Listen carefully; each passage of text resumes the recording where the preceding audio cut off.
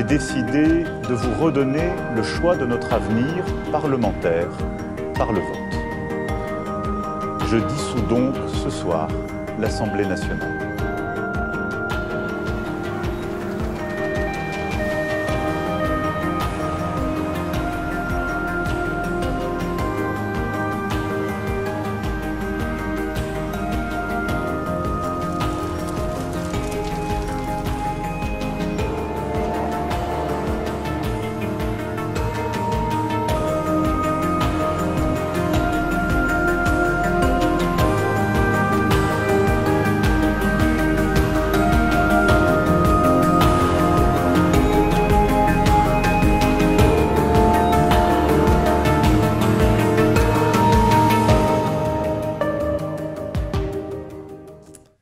Un avocat peut-il tout dire pour défendre son client? C'est la France en campagne, c'est Sentinelle.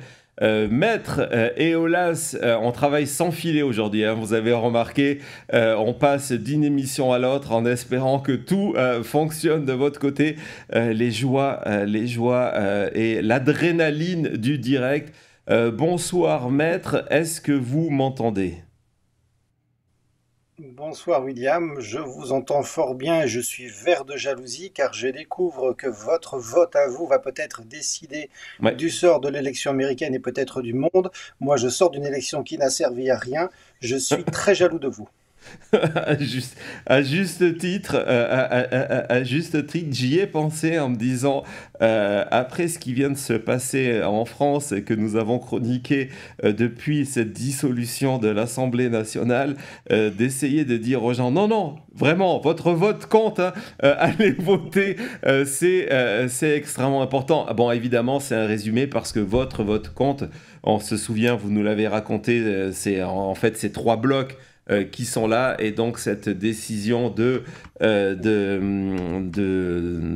faire confiance à un bloc par rapport à un autre, on va voir comment tout cela se passe. Alors, on va rien vous cacher au niveau du chat. Donc, le chat, d'ailleurs, vous salue. On est en prime time, là, donc grosse audience ce soir. J'imagine que ce n'est pas ce qui va vous effrayer. On a 2 sujets aujourd'hui qu'on va aborder, qui sont 2 petites questions provocatrices. C'est à quoi ça sert un ministre? Déjà, d'une certaine manière, vous voulez nous parler justement des fameux décrets de compétences, le sujet dont personne ne parle.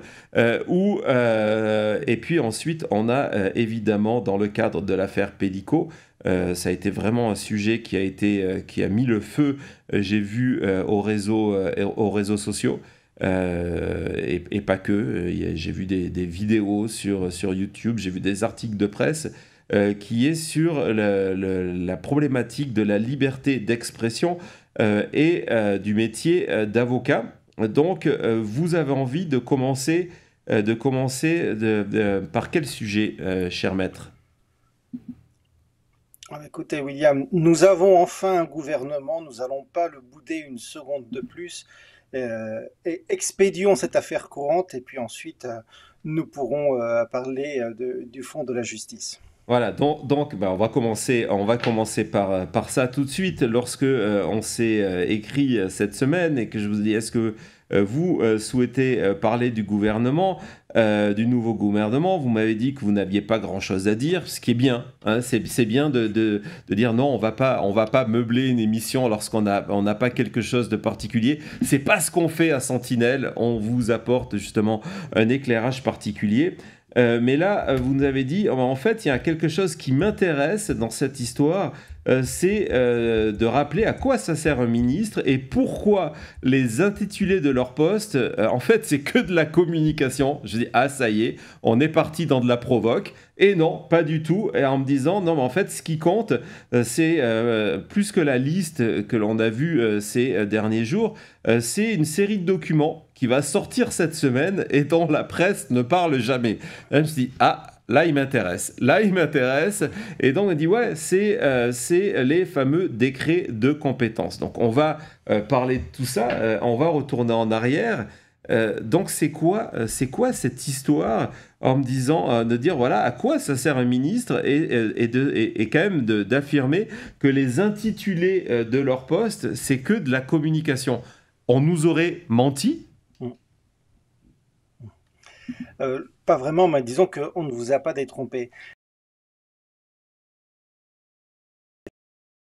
Des ministres, mais vraiment en passant, hormis évidemment le Premier ministre, tout ce que l'on sait en lisant de ministres et parmi eux le premier, on a les attributions du gouvernement, mais pour le reste, il n'y a aucune indication. Rien dans la Constitution ne dit qu'il doit y avoir un ministre de la Défense, un ministre de l'Intérieur, un ministre des Affaires étrangères. Chaque gouvernement s'organise comme il le veut. Ça ne veut pas dire pour autant que les ministres ne servent à rien. Les ministres, le gouvernement fait partie, siège dans un des organes de la Ve République et de toutes les républiques qu'on a eues, c'est le Conseil des ministres. On a tendance à penser que c'est une réunion un peu traditionnelle qui est de tous les mercredis qui permet de meubler les plateaux des chaînes info. Non, le Conseil des ministres est un organe de la République, il est prévu dans la Constitution, il est composé du Premier ministre, des ministres. Alors, entendons-nous bien, des ministres de plein exercice. Pour ça que dans la liste, je ne vais pas m'attarder, comme l'a dit William, sur qui fait quoi, qui a eu quel poste. On a des commentateurs politiques bien plus savants que nous qui ont passé le week-end là-dessus et encore la journée d'aujourd'hui. Donc ça ne nous intéresse pas ce soir. Mais il y a quand même une hiérarchie dans le gouvernement. Il y a les ministres délégués et les secrétaires d'État. Le Premier ministre et les ministres tout court. Il y a aussi, mais c'est un poste honorifique, ministre d'État, il n'y en a pas dans ce gouvernement et c'est un titre qui est de moins en moins attribué. Les ministres de plein exercice siègent de droit dans tous les conseils des ministres. Les ministres délégués, les secrétaires d'État siègent dans les conseils de ministres où ils sont convoqués parce que l'on va aborder des sujets qui relèvent de leurs compétences. Le mot-clé, c'est celui-là, c'est compétences. Il se situe à l'article 21 de la Constitution. Donc les articles 20 et 21 prévoient l'existence du gouvernement, dit que le gouvernement détermine et conduit la politique de la nation. Pour cela, il dispose de l'administration et de la force armée. Le Premier ministre dirige l'action du gouvernement et alinéa 2, il peut déléguer certains de ses pouvoirs au ministre.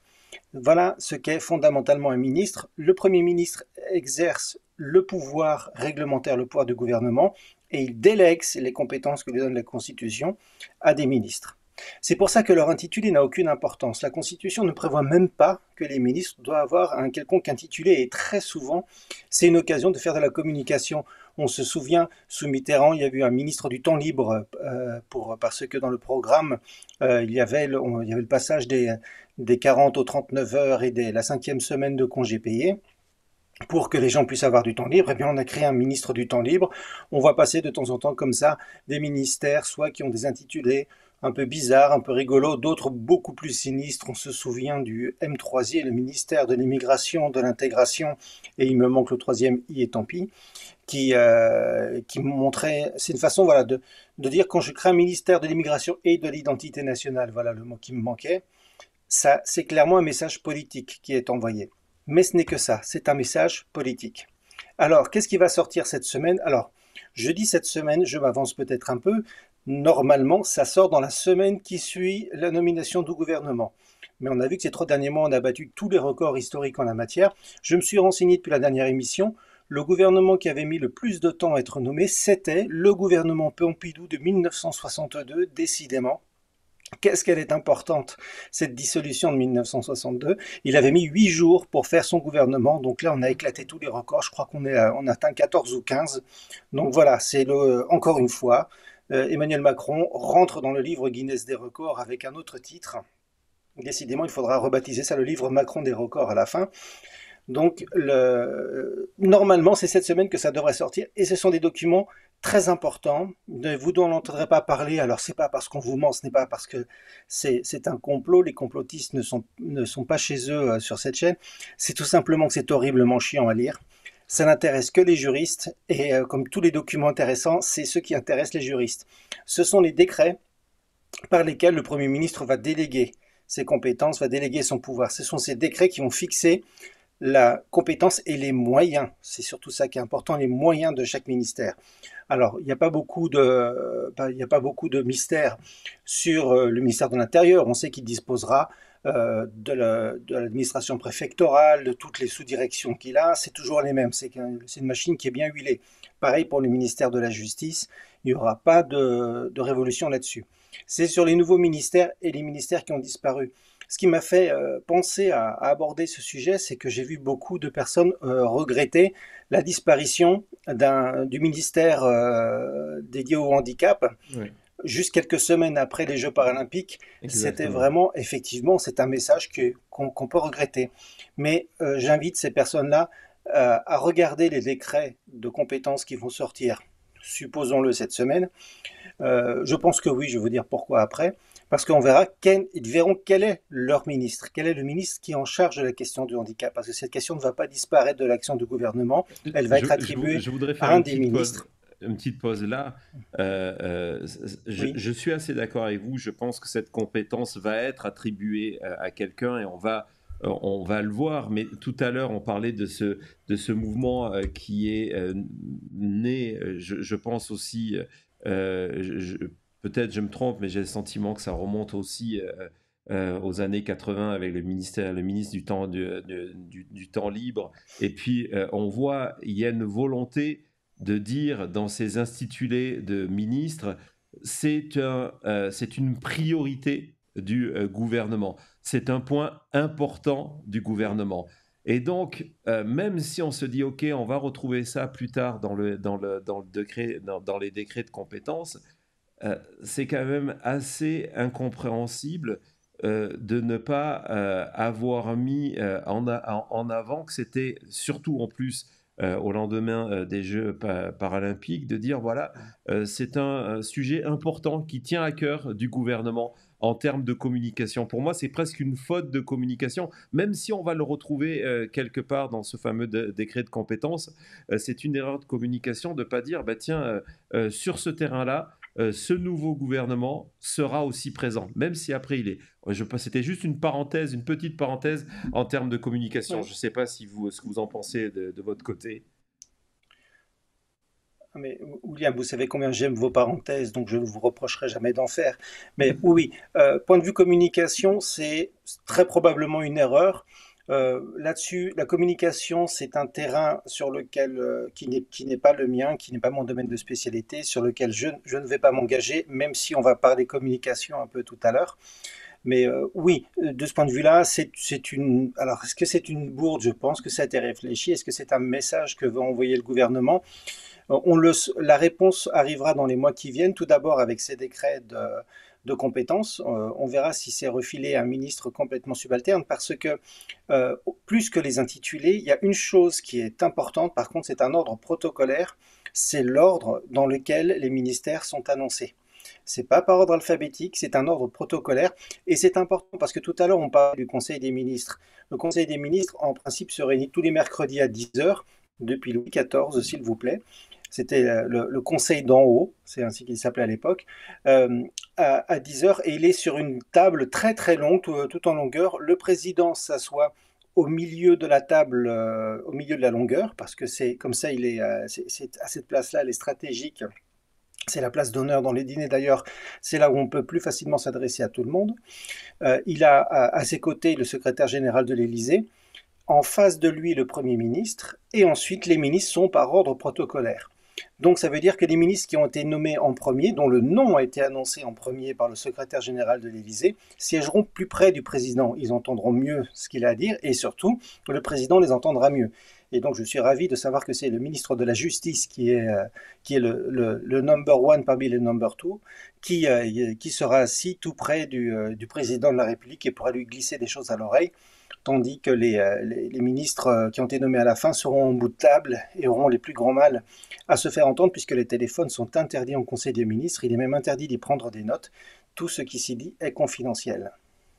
D'accord. Donc, Euh, si vous rentrez dans la salle et qu'on vous installe en bout de table, vous êtes mal. Ah, mais déjà, votre décret de compétence vous aura confirmé la mauvaise nouvelle et que vous êtes là surtout pour donner des gages au parti d'où vous venez.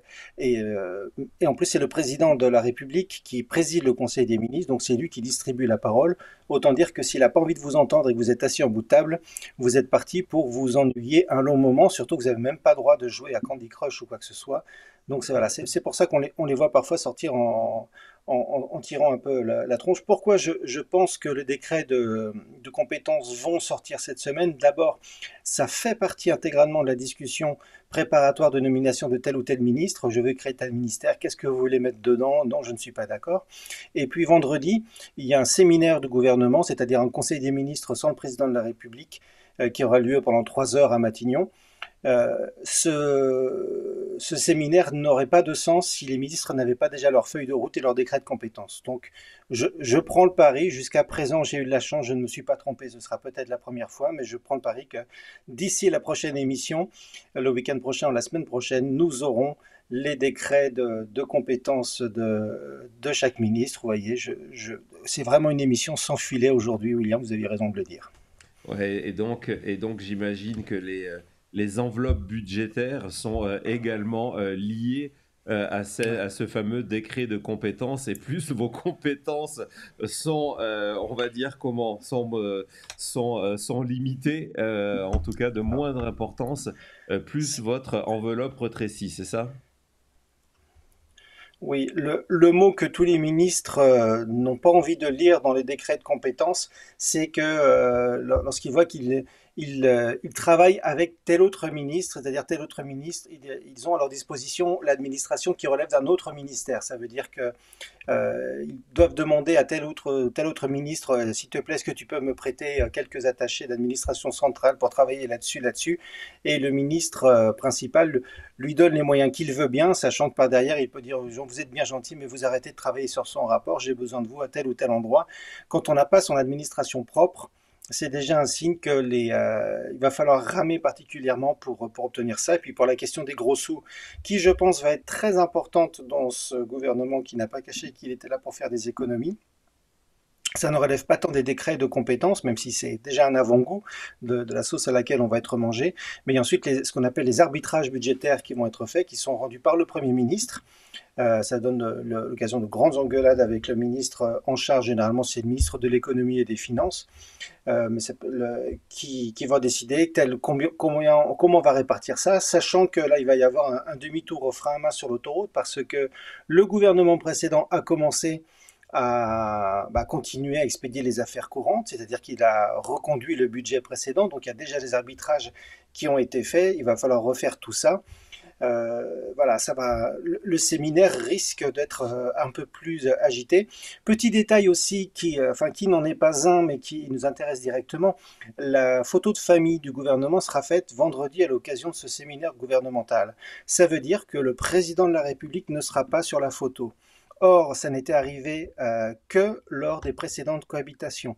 En 1986, Mitterrand n'avait pas voulu être sur la photo du gouvernement Chirac. Il n'avait pas voulu non plus en 1993 à côté de Balladur. J'ai un doute sur le gouvernement Jospin, j'irai vérifier.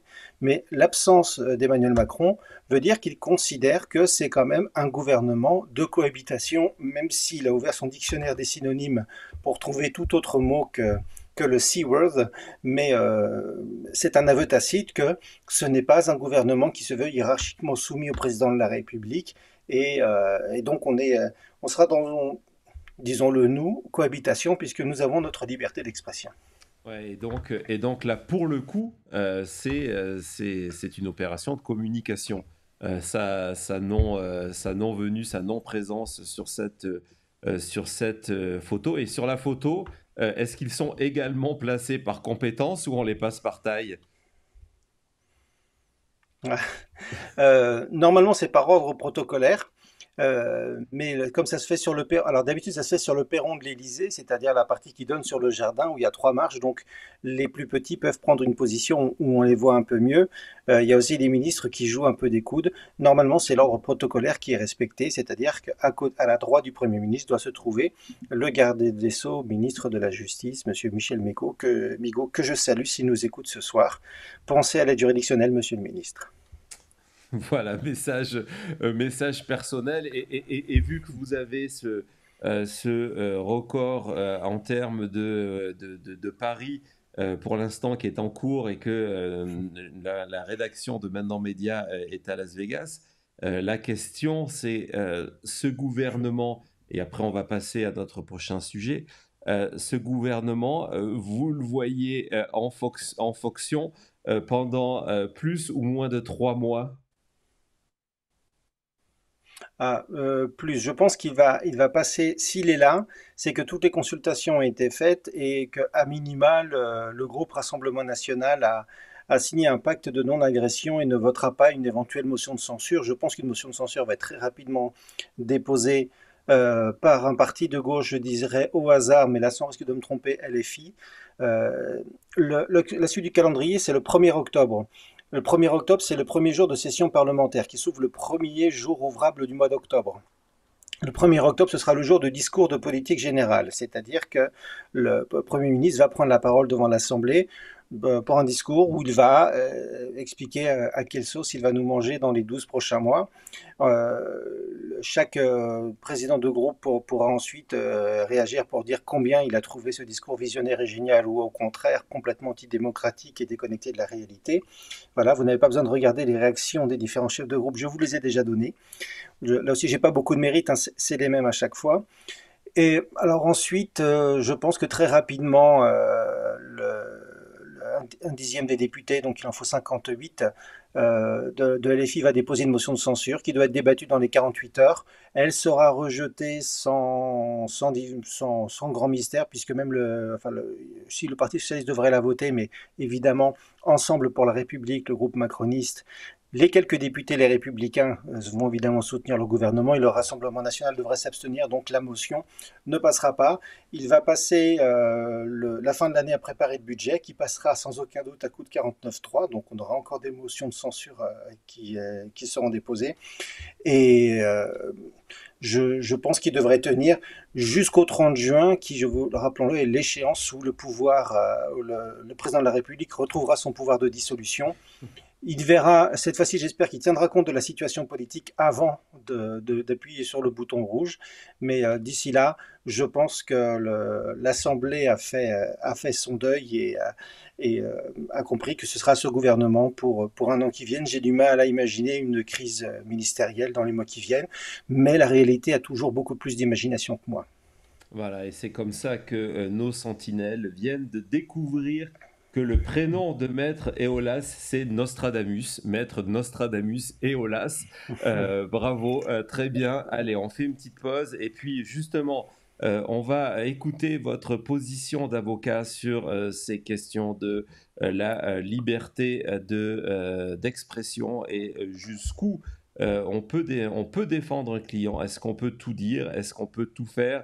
Limite morale, limite judiciaire.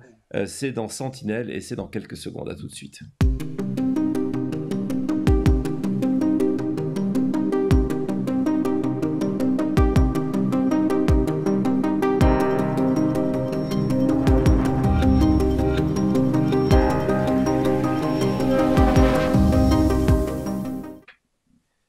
Voilà, nous voici de retour pour ce Sentinelle. Je crois que c'était il y a 2-3 semaines, on vous avait proposé une émission que vous avez vraiment appréciée, une émission qui était difficile sur le viol chimique et sur évidemment l'affaire qui, encore une fois, c'est une petite parenthèse, j'en profite, j'ai la parole, une petite parenthèse, c'est vraiment une affaire, il faut vraiment que vous compreniez que qui dépasse les frontières françaises.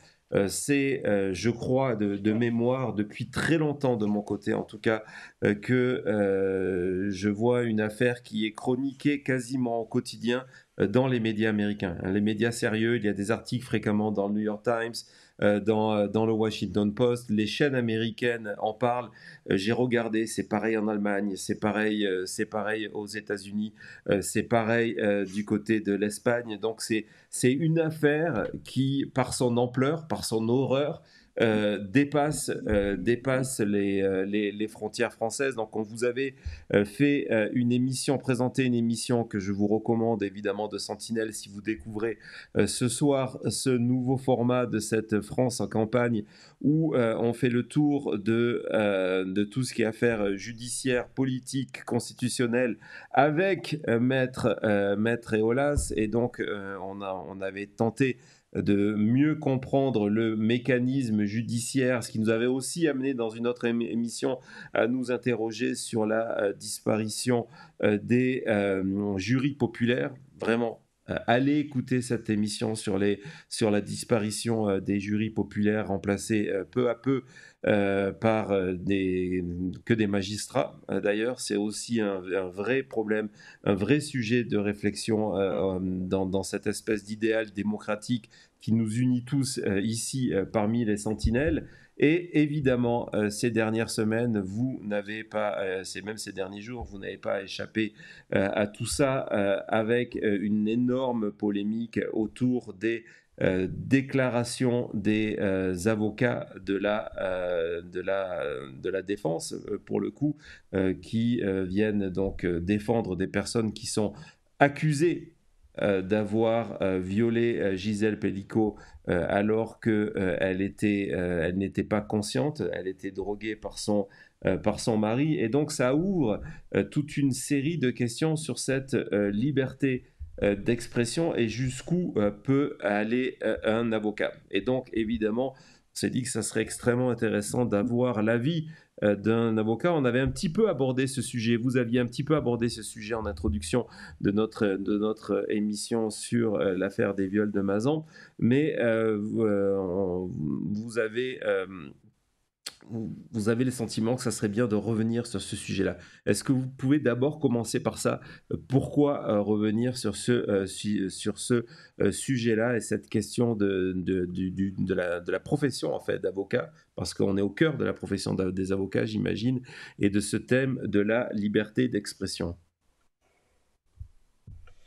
Oui, parce qu'en vertu du principe que la bonne volonté ne reste jamais impunie, j'avais voulu, lorsqu'on avait abordé la première fois le détail du procès Mazan et expliqué quelles étaient les questions juridiques qui allaient se poser, qui allaient faire l'objet des discussions et probablement les lignes de défense que l'on pouvait soulever dans ce cas-là.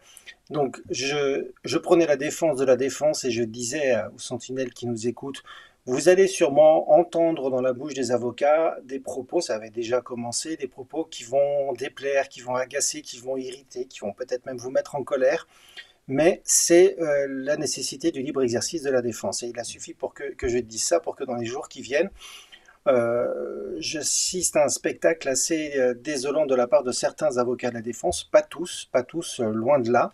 Rappelons qu'il y a une cinquantaine d'accusés, il y a plusieurs dizaines d'avocats de la défense et la plupart, vous n'entendrez pas parler d'eux. Mais là, il y a eu des débordements qui m'ont beaucoup irrité, mais qui ont entraîné aussi des réactions un peu virulentes qui m'ont également agacé. Donc, on va profiter on va dépassionner tout ça. Et remettre dans toute laïcité l'Église au centre du village. Ouais, justement, commençons par ce premier aspect. Pourquoi ça vous a agacé, ces débordements? Pas les réactions, mais les débordements des avocats. Hein. Oui. Parce qu'on a vu, alors il y a 3 avocats, peut-être même 4, qui vont très loin dans leur prise de parole. Alors, entendons-nous bien une chose, il y a 2 espaces au cours d'un procès. Le seul espace qui compte, c'est dans le prétoire, c'est au cours du jugement, c'est on est face au juge, toutes les parties sont ensemble, les débats ont lieu.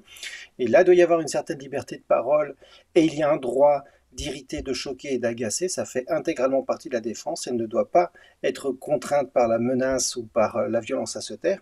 Et puis, il y a quand on franchit la porte, et là, on bascule dans le domaine qui, comme je disais tout à l'heure, n'est plus vraiment le nôtre, c'est celui de la communication. Et précisément, comme c'est pas vraiment le nôtre, on n'y est pas forcément très bon, on y est même parfois franchement mauvais. Et alors, je ne vais pas critiquer les confrères qui utilisent les réseaux sociaux, je serais très très mal placé pour ça. Mais c'est pas l'utilisation des réseaux sociaux qui pose problème, c'est comment ils sont utilisés. Chaque avocat à sa propre démarche vis-à-vis de sa communication. Ben, par exemple, ceux qui me suivent ont remarqué que je ne parle jamais des dossiers dans lesquels j'interviens. J'ai un compte officiel, si j'ose dire, de mon cabinet d'avocat pour ça. Je fais quelques communiqués de temps en temps parce que c'est nécessaire, je l'estime nécessaire, mais c'est tout. Sous l'étiquette maître là, je ne parle jamais des dossiers dans lesquels j'interviens. Ce n'est pas ce domaine-là. Là, on voit des avocats, notamment un des défenseurs, qui utilise son compte Instagram mais en sortant d'audience, on la voit littéralement qui sort du prétoire, qui commente ça.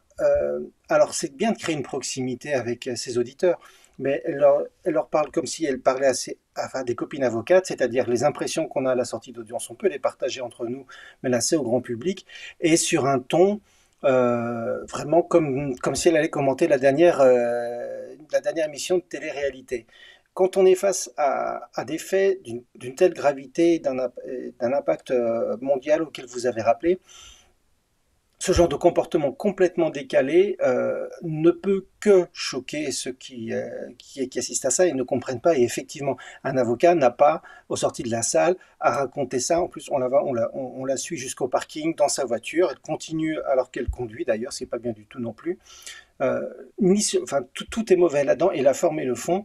Et c'est quelque chose qui rejaillit sur toute la profession d'avocat, parce que moi qui m'étais fait le vibrant défenseur de la liberté nécessaire de la défense à l'audience, j'ai l'impression qu'en fait, on a pu croire que je défendais ce genre de prise de parole. Il y a également une autre avocate qui a écrit des propos sur LinkedIn qu'on n'attendrait plus de la part d'un pilier de Café du Commerce.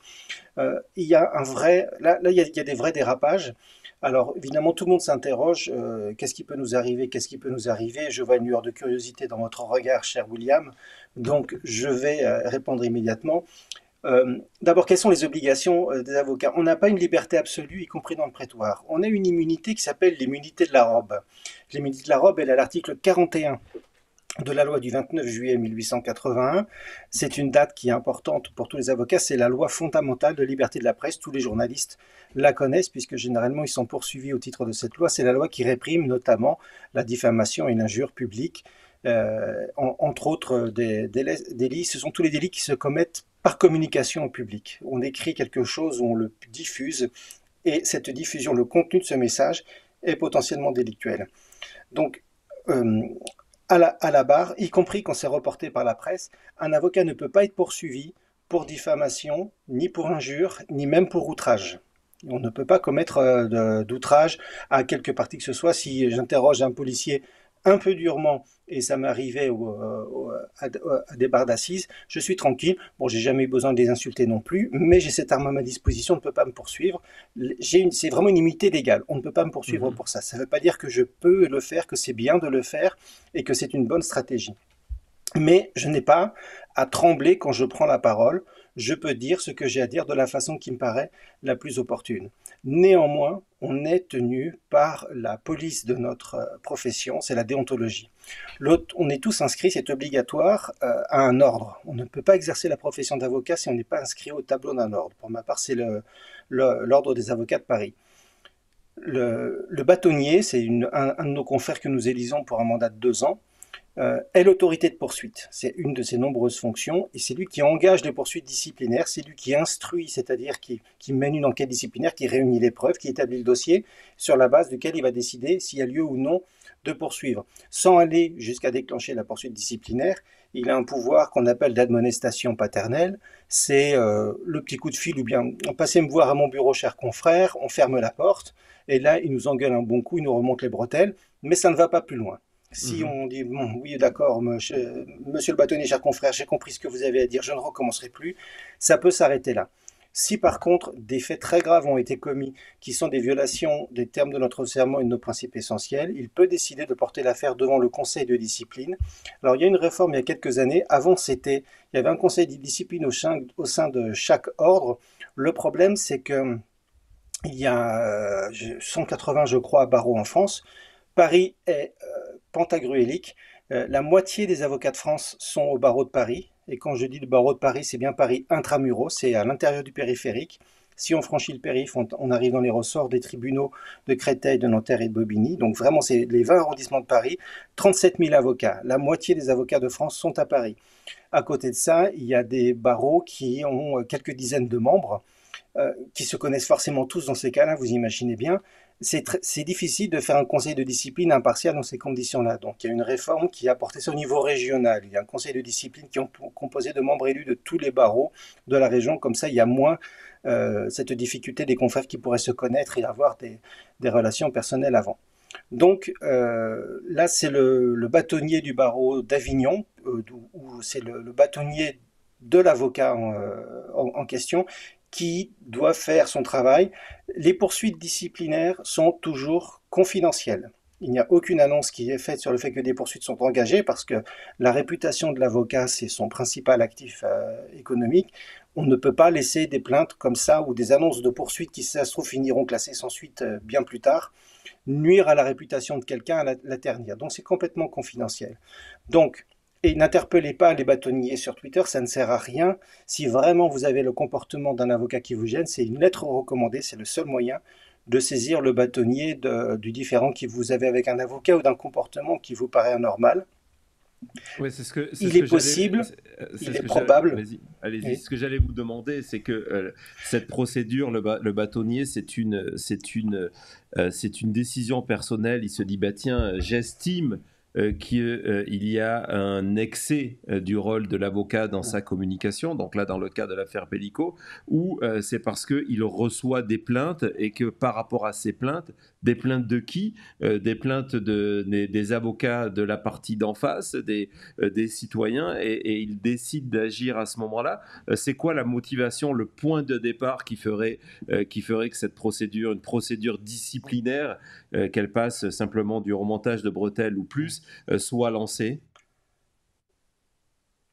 Alors, il faut que ça arrive aux oreilles du bâtonnier, selon la formule convenue. Simplement, les bâtonniers refusent de manière générale d'être des autorités d'enquête. Ça pose un vrai problème à la profession. Ah ouais. C'est un sujet de discussion qui est très vif parce que le bâtonnier a un double rôle qui n'est pas compatible. C'est-à-dire qu'il est donc l'autorité de poursuite, il est le policier de la profession, le procureur de la profession, mais il est aussi celui vers qui on est censé se retourner quand on a une difficulté, que ce soit une difficulté morale, on est dans une situation compliquée, on ne sait pas quoi faire. Un exemple qui nous était donné à l'école des avocats, c'était ce confrère qui défendait un braqueur et qui demande des honoraires assez importants, et un soir, alors que les secrétaires sont partis, quelqu'un lui amène une enveloppe de papier craft contenant plusieurs coupures et il comprend très vite qu'il s'agit de l'argent du braquage dont son client est soupçonné.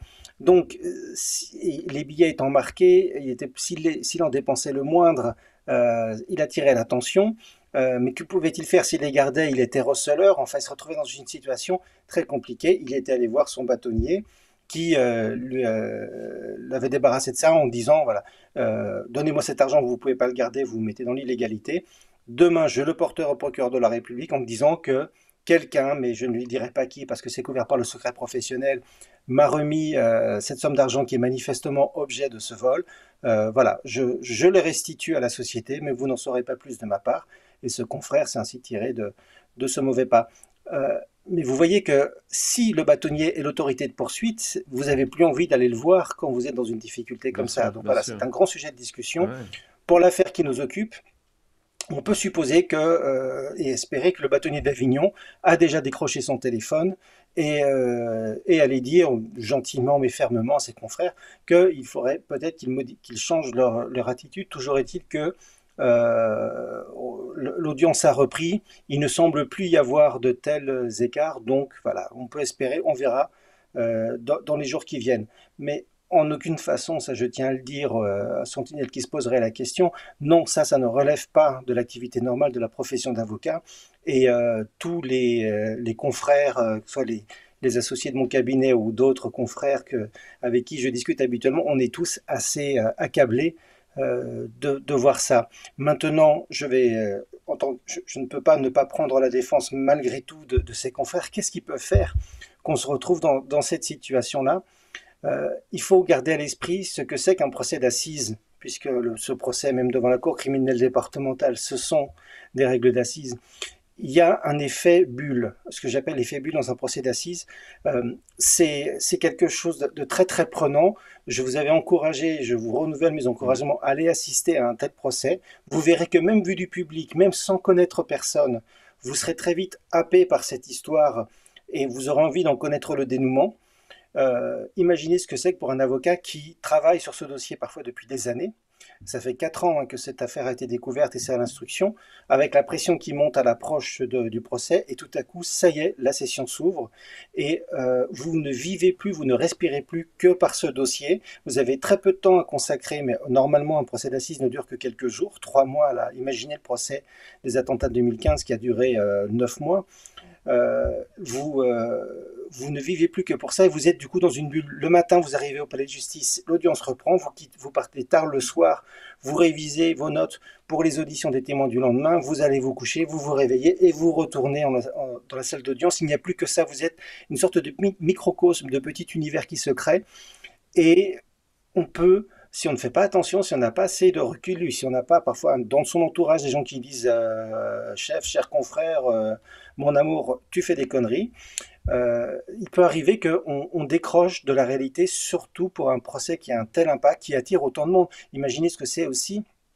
Quand vous êtes un avocat, vous pouvez avoir une petite réputation au niveau local, mais là, vous avez des chaînes de télé du monde entier qui sont là dès le matin devant le palais de justice, dans la salle des pas perdus. Dès que vous faites un pas dehors, vous avez des dizaines de caméras et de micros qui se tendent vers vous au cas où vous feriez une déclaration. Je n'ai jamais été dans cette situation. Ça doit être très difficile de garder la tête froide et je peux trouver beaucoup d'excuses sur le principe des confrères qui, dans cette situation-là, perdraient un peu la réalisation de la portée de ce qu'ils font, sans aller jusqu'à évidemment faire ce genre de vidéos musicales qui ont été faites, qui elles sont vraiment à la fois maladroites, hors de propos. Et surtout, enfin, la trilogie, les 3 questions que doit toujours avoir un avocat au moment où il décide de se lever, c'est comme ça qu'on demande la parole ou qu'on a un procès, on se lève pour que le président voit qu'on est debout, nous donne la parole. Ce qu'on va faire on doit se poser 3 questions et la réponse doit être oui aux 3, sinon on se rassoit et on se tait. Est-ce que l'argument, ce qu'on va dire, l'argument qu'on va soulever, est-ce qu'il est favorable au client? On ne dit pas un truc comme ça qui nous passe par la tête sans réaliser la portée. Est-ce que c'est favorable au client? Est-ce que c'est juridiquement efficace? Est-ce que l'argument qu'on va soulever est soutenu par la loi? Si effectivement, si ce que je soulève est vrai, la loi me donne raison. Et est-ce que c'est soutenu par les faits du dossier? Voilà. Si la réponse est oui à ces 3 questions, on est bon, on soulève cet argument.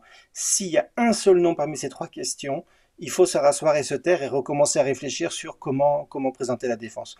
Et vous pourrez constater que toutes les vidéos, les articles auxquels je fais allusion, si vous les avez lus, elles ne passent pas ce test des 3 questions, ce qui déjà les disqualifie et fait qu'ils n'auraient jamais dû être prononcés, écrits ou diffusés.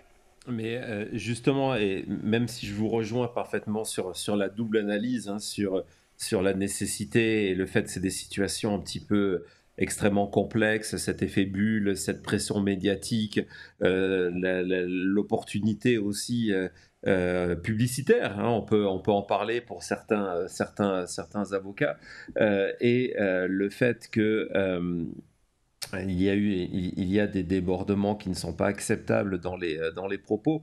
Je vais quand même faire l'avocat du diable. D'une certaine manière, j'ai le sentiment, vu de loin, que c'est toujours quelque chose qui a existé. La méthode a changé parce qu'il y a les réseaux sociaux, il y a les outils, il y a l'instantanéité du moment. Mais j'ai le sentiment d'anciennes affaires. Je pense ici l'affaire Annucci, le pullover rouge. Je pense évidemment l'affaire Céline dont on a parlé, et des tas d'affaires médiatiques, Carpentras. Par exemple, où il y a eu des avocats, dont certains font de la politique aujourd'hui, qui ont fait une carrière sur ces excès de langage en se disant, voilà, et après évidemment ça nous amène au modèle américain, où il y a ce qui se dit devant la cour, Et puis, une fois qu'on a franchi la porte, même si on est dans le couloir, même si on est devant les marches du tribunal, ce n'est plus un exercice de justice, c'est un exercice de communication. Vous n'avez pas le sentiment qu'en fait, et encore une fois, je suis d'accord avec vous, hein, mais je veux qu'on aille vraiment au cœur. C'est ce qu'on fait ici dans Sentinelle, qu'on aille au cœur de chaque problème chaque fois que c'est possible. Vous n'avez pas le sentiment que ce qui se passe du côté de ce procès, c'est quelque chose qui a toujours existé chez certains avocats. C'est leur stratégie de communication personnelle et qui a une autre ampleur parce que notre manière de communiquer a changé. La différence par rapport aux affaires dont vous parliez, hein, Ranucci, c'est 1976.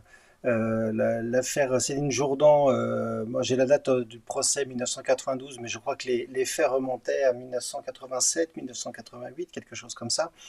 On verra lorsqu'on reparlera de cette affaire plus en détail, je relirai mes notes à cette occasion.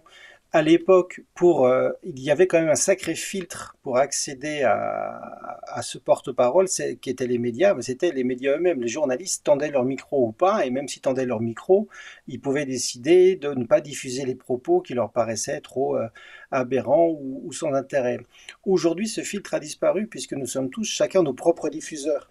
Les vidéos dont je parlais, c'est sur le compte Instagram de l'avocat en question. Elle ne demande l'autorisation de personne. Si les médias reprennent ces vidéos ensuite, c'est parce que leur diffusion est une information, de même que les réactions qu'elle provoque. Il y a aussi, sans doute, c'est vrai, une forte pression chez les confrères et tout particulièrement en pénal, où là, l'image que l'on a de personnel est très importante, beaucoup plus importante que dans bien d'autres matières, c'est la pression de se faire connaître. On est une profession qui est en très forte augmentation. Le nombre d'avocats en France a quasiment doublé par rapport à l'époque où je suis moi-même sorti de l'école de formation du barreau de Paris. Et déjà, j'entendais les vieux confrères qui nous disaient « on est beaucoup trop nombreux, on est beaucoup trop nombreux ». Que dirait-il aujourd'hui ? Donc il y a cette pression de se faire sa réputation, se faire connaître. Alors à Paris, il y a un peu une école comme ça qui s'appelle le concours de la conférence, mais ça ne concerne que 12 confrères par an. Ça n'existe pas, ou dans un moindre degré dans les barreaux périphériques. Il faut se faire sa réputation très vite. Et avant que le téléphone se mette à sonner, il peut être tentant chez des jeunes confrères de se mettre en scène, d'utiliser ces réseaux sociaux auxquels l'accès est gratuit. Donc Twitter qui maintenant commence à être un truc de vieux et en pleine perte de vitesse, mais maintenant l'écrit disparaît au profit de la vidéo. Il y a Instagram, il y a aussi TikTok. Il y a des avocats sur TikTok qui utilisent ce support mais pour diffuser une information juridique de qualité, et ça c'est très bien, mais aussi évidemment pour se faire connaître sous un jour sympathique et donner envie aux gens de les contacter. Cet accès direct, c'est un risque de dérapage forcément. Les ordres en ont conscience.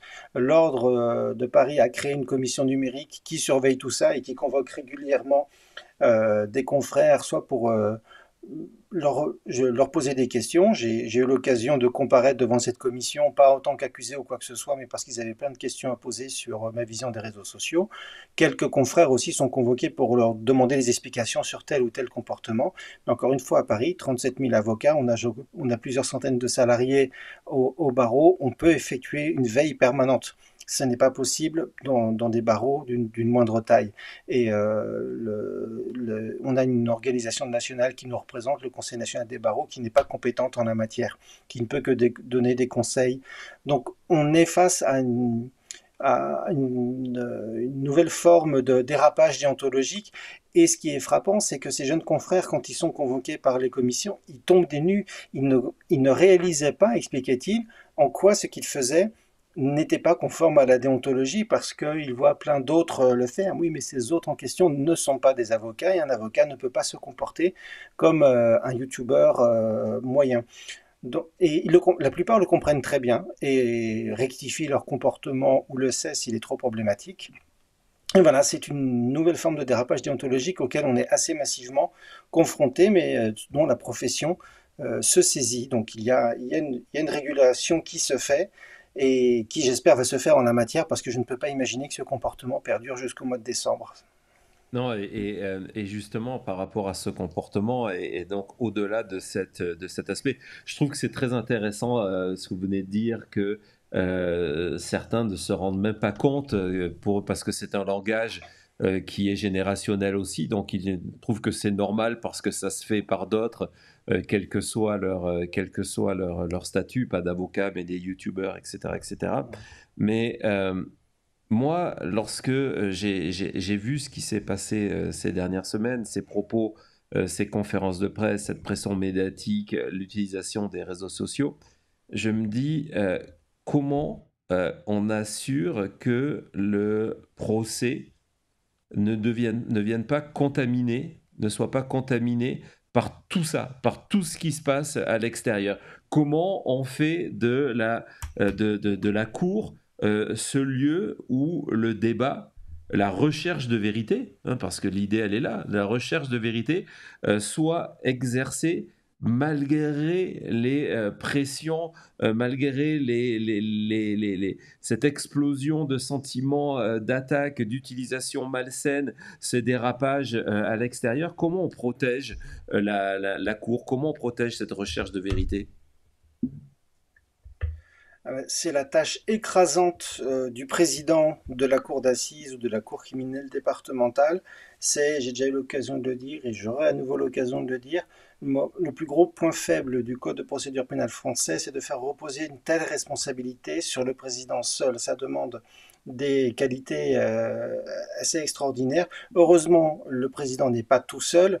Il est encadré par le Code de procédure pénale et les débats sont très policés devant la cour d'assises. Le Code de procédure pénale, c'est la partie du Code de procédure pénale qui décrit avec le plus de précision le déroulement des débats, comment le président peut intervenir, mettre fin, comment est-ce que s'il y a un désaccord, un incident d'audience, comment est réglé, tout ça est dans le Code de procédure pénale et dans les textes qui régissent la déontologie des avocats. Donc, parce que vous imaginez bien que depuis le temps qu'elle existe, la cour d'assises, des incidents, on en a eu. Donc, c'est le rôle du président, mais imaginez bien justement cet effet bulle, il joue dans les deux sens, il protège aussi de l'extérieur. Quand on entre dans la salle d'audience, il y a une sonnerie qui annonce l'arrivée de la cour, tout le monde fait silence, tout le monde se lève, y compris les avocats par signe de respect, mais ils peuvent rester couverts par signe d'indépendance, même si le port de la toque est un peu tombé en désuétude. La cour rentre, le président attend que le calme revienne, que le silence soit parfait, il dit l'audience est reprise, vous pouvez vous asseoir, et déjà rien que ça, c'est pendant quelques secondes, tout le monde doit être debout et en silence. Ça fait disparaître toute tension ou tout esprit un peu dissipé qu'il peut y avoir avant les débats. Et là, les débats commencent et il y a une seule personne qui parle à la fois pour qu'on puisse l'entendre tout simplement. Et donc voilà, les débats en eux-mêmes ne sont pas pollués par ce qui se passe à l'extérieur. Depuis l'affaire Dominici, les caméras, les appareils photo et tout appareil d'enregistrement sont interdits dans la salle d'audience, ce qui contribue aussi à l'effet bulle dont je vous parlais. Les débats à l'intérieur se déroulent, il y a une tension toujours. C'est violent un procès pénal et un procès criminel tout particulièrement. Mais cette tension est dans la mesure du possible contrôlée. Avec parfois cet effet que quand on sort de la salle, cette tension retombe complètement et il peut y avoir peut-être des problèmes d'appréciation sur la façon dont on va évacuer ça. Évidemment, nous, on en parle toujours entre confrères. La règle aux assises, c'est de jamais y aller seul. Il faut toujours être on dit faire monter un confrère ou une consoeur avec soi, tout simplement d'abord pour qu'elle puisse donner un coup de main, nous filer les documents dont on a besoin, reclasser un dossier qui serait tombé par terre, etc. Mais aussi tout simplement pour nous dire non, arrête, là tu déconnes, tu vas beaucoup trop loin, le jury n'a pas l'air de réagir. On a besoin d'avoir un regard extérieur sur soi-même aussi, donc c'est bien d'y aller à plusieurs. Mais cette tension est réelle et existe, et voilà, il y a cet aspect quand on ressort qui fait que plutôt que parler à un confrère avec qui on peut discuter, ce qu'il est tenu aussi par le secret professionnel, et puis peut-être que c'est le confrère qui nous accompagne sur le dossier, qui nous sert aussi un peu de psy, ben voilà, là on s'adresse directement à ces réseaux sociaux. Il y a une part de calcul, c'est pour faire des vues, c'est pour avoir plus de followers. Il y a aussi une part d'inconscience. Je ne saurais dire comment ça se répartit chez ses confrères. Il faut aussi imaginer ce que c'est dans ce cas-là en particulier, parce que outre cette couverture extraordinaire. Encore une fois, imaginez ce que c'est que vous arrivez chaque matin au tribunal et vous passez à côté d'une haie de caméras et d'appareils photo qui sont encore là le soir quand vous repartez. Généralement, l'attention médiatique, elle retombe très vite. Là, c'est pas le cas. La presse est là encore tous les jours. Donc, il y a cet aspect-là. Et puis, il y a quelque chose d'extraordinaire dans ce procès, c'est le nombre des accusés. Ils sont 51. Aucune salle d'assises en France n'est faite pour accueillir 51 accusés, sauf une à Paris qui a été construite à ce qu'on appelle la salle des grands procès, à cause précisément des procès des attentats de 2015, de l'attentat de Nice, etc. On a construit une salle gigantesque, justement, qui peut recevoir un très grand nombre d'accusés. C'est la seule en France. On a eu déjà des procès avec un grand nombre d'accusés. On a eu l'affaire du sang contaminé, on a eu l'affaire de l'hormone de croissance, on a eu l'affaire du Mont Blanc. Généralement, ce sont des locaux qui sont loués, des salles des fêtes, mais ce n'est pas une solution satisfaisante parce qu'on perd la solennité d'un palais de justice, ça en impose. Et les victimes ont besoin aussi d'être traitées avec des égards et qu'on leur accorde un palais et pas une salle des fêtes. Donc c'est fait dans la salle d'assises d'Avignon. 50 accusés, ils prennent géographiquement, j'entendais le journaliste Cindy Hubert qui racontait ça, ils prennent toute la place. Parce qu'en face, il y a une partie civile, je crois qu'ils sont 3, il y a Gisèle Pellicot et ses 2 enfants. Oui. Et en face, il y a 51 accusés, il faut bien qu'ils s'installent quelque part avec leurs avocats. Donc, il y a une présence massive des accusés. D'habitude, c'est le contraire, l'accusé est en infériorité numérique. On est généralement seul, parfois 2 accusés dans le box, plus c'est très rare, les avocats devant. Et face à nous, on a l'avocat général qui représente la société, on a les parties civiles, là où les parties civiles. En tout cas, on est seul dans notre coin. Là, c'est complètement inversé. Il y a une pression, une présence physique écrasante. Je pense que ça joue aussi sur un rapport de force qui paraît inversé. C'est une illusion qui est très trompeuse parce que le rapport de force n'est pas du tout inversé. La force reste à la loi et à la fin, ce seront les 5 juges qui composent la Cour criminelle départementale qui parleront et qui rendront leur verdict et qui prononceront les peines. Mais ça peut donner aussi cette impression que puisqu'on est à 50 contre 1, on est en position de force, allons-y, faisons des choses que tout seul on n'aurait pas forcément osé dire. C'est difficile de réaliser à quel point défendre au pénal et défendre au criminel, c'est difficile et il faut être prêt, il faut s'y préparer. C'est un exercice qui demande beaucoup de recul sur soi-même et c'est extrêmement compliqué parfois. Non, et en fait, à vous entendre, et lorsque vous décriviez cette procédure pour retourner dans cette bulle judiciaire et laisser la pression à l'extérieur, ça me fait penser à la conversation que nous avons eue la semaine dernière sur les jurys populaires. Et là, pour le coup, c'est un argument contre le jury populaire, parce que vous expliquez comment on essaye d'oublier cet extérieur, mais comment on peut garantir qu'un jury populaire qui, une fois qu'il a terminé ses heures au tribunal, rentre à son domicile et est exposé maintenant via la télévision, mais via les réseaux sociaux, à le point de vue de l'avocat qui est en face. Comment on peut garantir qu'un jury populaire arrive à ignorer tout ça? Du coup, c'est là pour le coup, dans ce genre d'affaires qui sont médiatiquement extrêmement importantes et en plus où il y a eu des débordements qui n'étaient pas prévus dès le départ, ça se justifie complètement, non? C'est effectivement une des grandes questions qui est glissée sous le tapis parce qu'on n'a pas de solution. En France, les jurys ne sont pas séquestrés comme ça peut arriver aux États-Unis.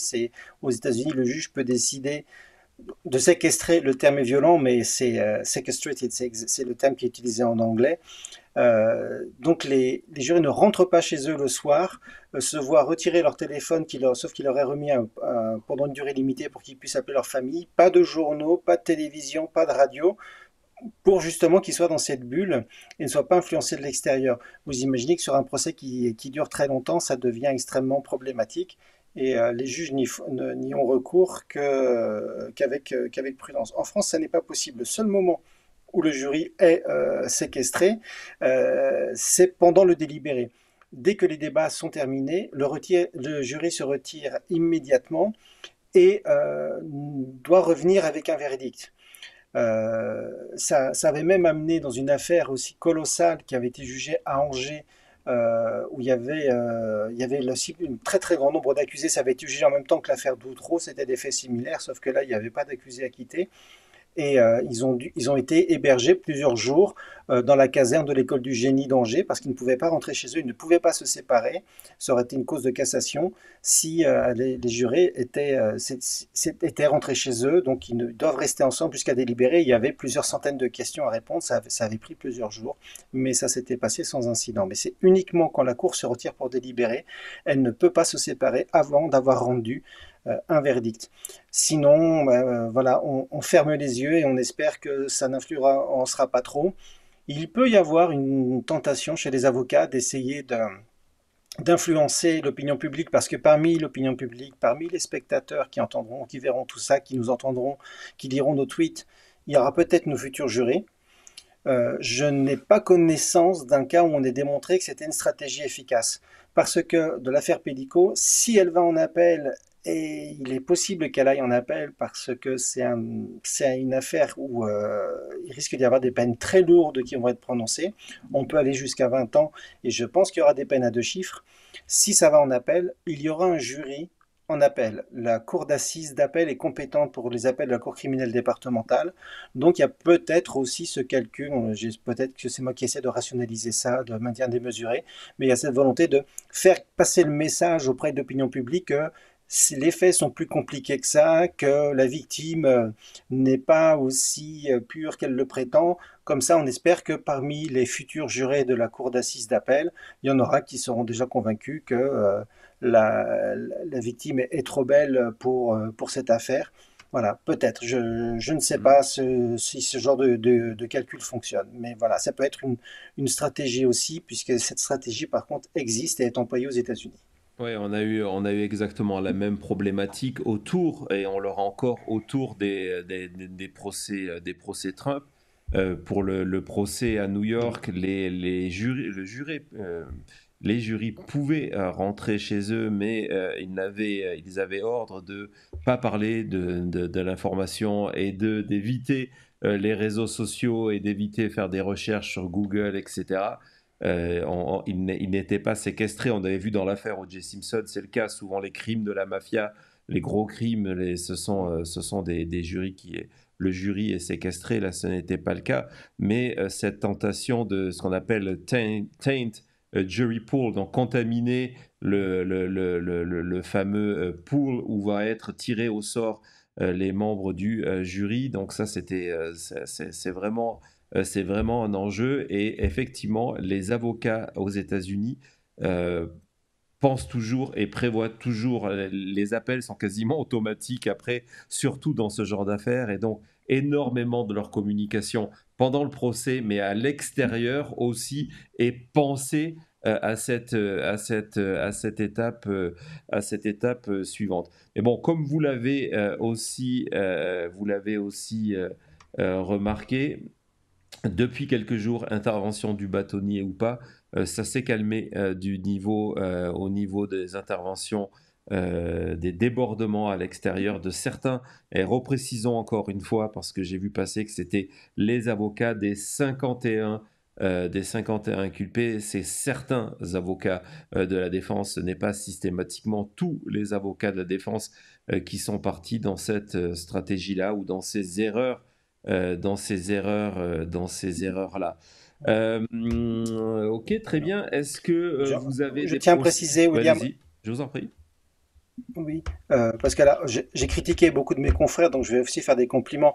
L'avocate qui a pourtant le travail le plus difficile là-dedans, l'avocate de Dominique Pellico, je la trouve pour le moment, depuis le début, tout à fait remarquable dans ses prises de parole et dans sa positionnement vis-à-vis de son client. Pourtant, c'est elle qui a le plus de pression et qui aurait pu trouver le plus d'excuses pour des débordements. Je la trouve formidable pour le moment, pourvu que ça dure. En tout cas, je suis admiratif. Bon, bah, très bien. C'est une très belle conclusion, cette affaire-là. Vous nous avez encore mis l'accent lors de cette présentation sur la nécessité d'aller assister à des audiences, ce qui est notre devoir de sentinelle. Est-ce qu'il y en a quelques-unes cette semaine qui vous paraissent d'importance majeure, qu'il faut absolument essayer d'aller suivre? Vous me prenez de court, j'ai complètement oublié, je suis C'est pas désolé, grave, je suis c'était pris une en belle défaut, j'ai transition, je complètement l'avais oublié d'aller. travaillée celle-là, elle était Elle était fignolée, magnifique, c'était travail d'artisan, mais bon, c'est pas très grave. je, Si suis vous n'avez pas en accablé. tête, c'est que il n'y en a pas une de majeure. Donc voilà, on se rattrapera la semaine prochaine. Les joies du direct, on ne vous en veut pas forcément. En tout cas, merci encore. C'était vraiment, je trouve que c'est toujours un avantage et c'est notre travail de citoyen d'être au fait de ces mécanismes, que ça soit, comme on l'a vu, avec les fameux décrets de compétences d'un ministre, mais cette question de l'exercice de la justice, moi c'est un sujet qui me fascine.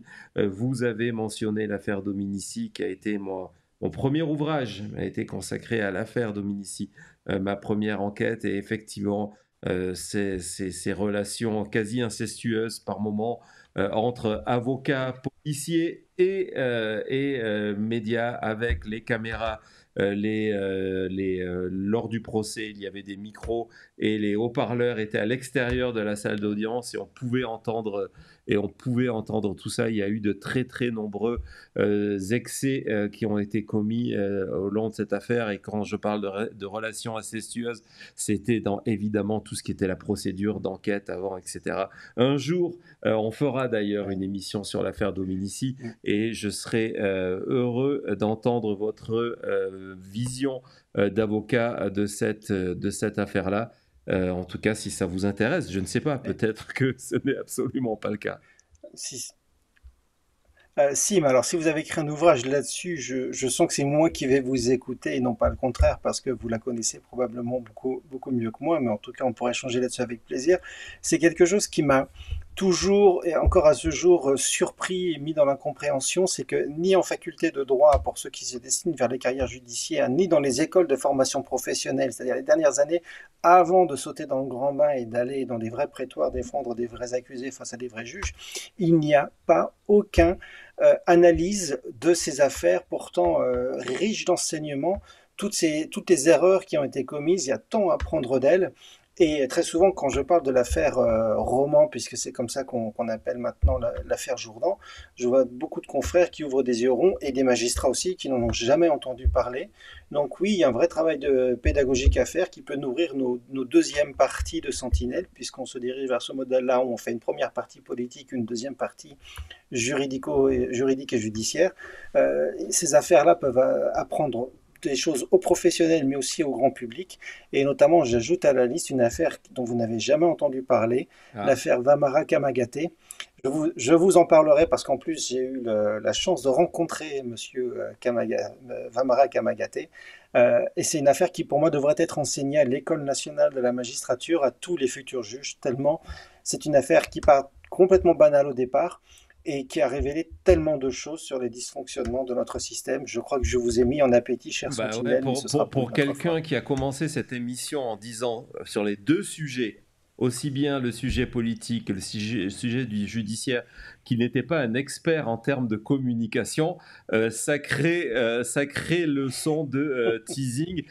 Bravo, maître, vous venez de passer votre examen au barreau de maintenant média.com. Bravo, non, très très impatient. On va en parler évidemment après ces émissions. On va échanger pour voir quand est-ce qu'on peut faire ça, mais je crois qu'il y a vraiment un véritable appétit. Alors souvent c'est vrai qu'on est débordé par l'actualité, et puis moi avec une actualité américaine qui s'intensifie 43 jours avant l'élection, mais je crois qu'il y a vraiment un intérêt et une vertu pédagogique de revisiter ces affaires-là, et je suis surpris, vraiment surpris, parce que vous venez de dire, je pensais que justement ces affaires qui, quelle que soit notre opinion sur la sentence, ce sont des affaires qui ont été jalonnées d'erreurs, C'est une réalité, c'est un fait, qu'elle ne soit pas étudiée et qu'elle ne soit pas